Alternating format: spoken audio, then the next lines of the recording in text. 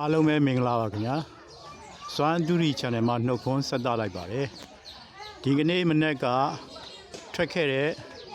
နှစ်3ဆိုတာမနေ့ကတင်ပေးလိုက်တဲ့အခွေနံပါတ်2ဖြစ်တဲ့1234ခွေရဲ့ဒဲကနန်းဖြစ်ပါတယ်နံပါတ်2ခွေဟာ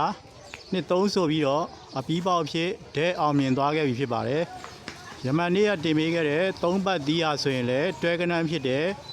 3နှစ်ဆိုပြီးတော့တွဲပြီးတော့ထွက်ခဲ့တဲ့အတွက်ကြောင့်3ပတ်သီးရလည်းအောင်မြင်ခဲ့ပြီဖြစ်ပါတယ်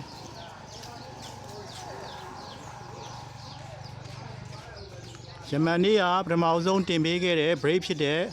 9-3 break မှာလည်းနှစ်3ထွက်ခဲ့တဲ့အတွက်ကြောင့်3-5 break တွဲဟာစတင်၍အောင်မြင်သွားပြီဖြစ်ပါတယ်အဲ့ဒီလိုပဲပြီးခဲ့တဲ့အပတ်မှာမထွက်ခဲ့တဲ့ combination method ကရရှိထားတဲ့ပတ်သီးနှလုံးဖြစ်တဲ့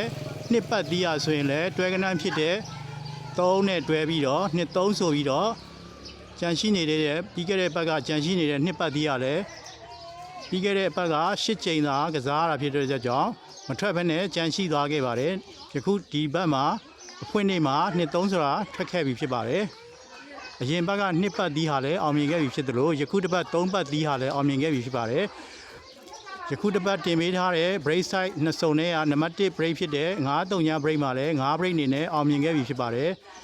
ယနေ့မနေ့ကတင်ပေးလိုက်တဲ့အခွေ site ၄လုံးခွေ3ခုမှာလည်း1234ခွေဟာနံပါတ်2ခွေဖြစ်နေ1234ခွေဟာဒဲအောင်မြင်သွားပြီဖြစ်ပါတယ်ယခုထပ်မံပြီးတော့တင်ပေးချင်တာကတော့စွမ်းတူရီယာရရှိထားတဲ့3လုံးခွေလေးဖြစ်ပါတယ်တပတ်အတွင်းမွေးထိုးရမှာဖြစ်ပါတယ်ယနေ့ညနေကစတင်ပြီးတော့ထိုးရမှာဖြစ်ပါတယ်အခွေလေးကတော့238အခွေဖြစ်ပါတယ်အခွေလေးကတော့238အခွေဖြစ်ပါတယ်အခွေလေးကတော့238အပူးပါအခွေဖြစ်ပါတယ်အဲ့ပူးပါအခွေကိုယနေ့ညနေမှစတင်၍တောက်ကြနေ့ညနေထိမွေးကစားဝါမှာဖြစ်ပါတယ်စံတူဒီမှာရရှိထားတဲ့တလုံးဒီသော break ကဒီတစ်ပတ်အတွက်3 break ဖြစ်ပါတယ်စံတူဒီမှာရရှိထားတဲ့ဒီတစ်ပတ်အတွက် 100% break က3 break ဖြစ်ပါတယ်3 break ကိုတင်ခွက်အနေနဲ့28R နဲ့19R တို့ကိုတင်ခွက်အနေနဲ့ကစားမှာဖြစ်ပါတယ်3 break ကိုတင်ခွက်အနေနဲ့28R နဲ့19R နှစ်ခွက်ကိုတင်ခွက်ဖြစ်ကစားမှာဖြစ်ပါတယ်အားလုံးကျမ်းမှာချမ်းသာကြပါစေ